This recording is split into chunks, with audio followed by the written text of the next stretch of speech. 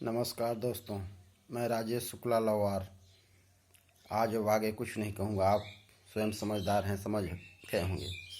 कुछ मेरे श्रोताओं का अनुरोध है कि भाषा थोड़ी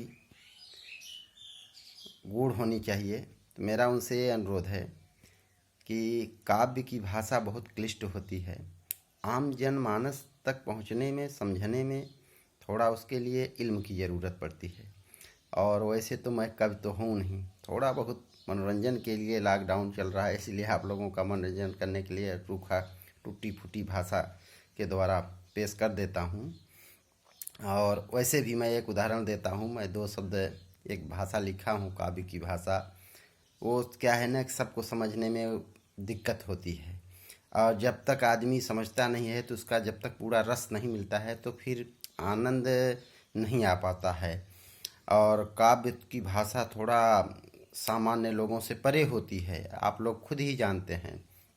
और ठीक है, देखिए जैसे काव्य की एक भाषा कि अटपट झटपट देखत जब पिए अपने लट, अटपट झटपट देखत जब पिए अपने लट, गुमान करत अपने पर बिजली सी चमक करत चट चट।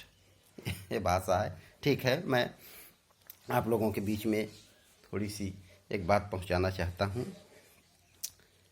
काव्य का शीर्षक है आया औरतों का नया जमाना। आया औरतों का नया जमाना। शेर है, मेरी शायरी को सुनकर भूल न जाना जनाब जी, यदि पाना इसमें सार तो पीना जरूर श्रीमान जी। आज पति पत्नी की बहुत तेज लड़ाई होती है, बड़ा पीटी पीटा हो गया। अपना से का बताइए, अपना तो खुद ही जानी थी। लड़का रहा सुनत रहा, पति फिर जब पीट गया तो गलोका आ गया। तो लड़का जाए के कहता है, बालक कहता है, अब बालक देख रहा था ये सब दृश्य मम्मी पापा का, तो कहता है, कहो पिताजी कैसे खड़े कोठा के अंदर जी। पिताजी गए कोठा, गांव में जो कोठा होता है जिसमें अनाज रखा जाता है। क्योंकि मैं गांव का वासी हूं तो गांव का शब्द लिया हूं, गांव की वस्तुओं को इंगित करके व्यक्त करना चाहता हूं।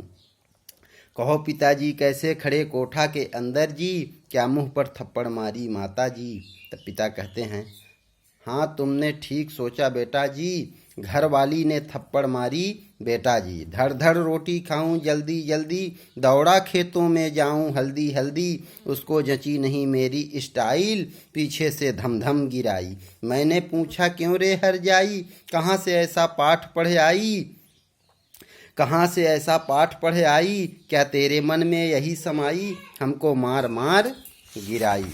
तब औरत कहती है आ करके कि सुन रे यू नादान, हमसे क्यों पैदा किया संतान, यूं ही कैसे तालीम दिलाऊं, रोटी कपड़ा मकान कैसे बनाऊं, मर्द तू होता शैतान, तेरा हरामी खानदान, तूने किया है छैला का अपमान, इसीलिए तुमको मारी रे नादान, मगर होते हम मर्द से बलवान। औरत कहती है, हम क्या इसने न समझ लिया, हम तो हम से बलवान हुई थे, लेकिन लज्जा धर्म के चलते चलाते नहीं हम कृपान। लेकिन अब आ गया जमाना औरतों का भी, प्राइम मिनिस्टर का चुनाव लड़ना है, अब तू जान ले पैसा, जा मार्केट से बिजली और गजरा ला, जल्दी जाना जल्दी आना, पैसा एक भी फिजूल न उड़ाना, यही है मेरा आदेश परवाना, तू है मेरा हस्बैंड पुराना, नया हो गया अब एक ट्राउजर वाला, क्या तू जाना, यही है मेरा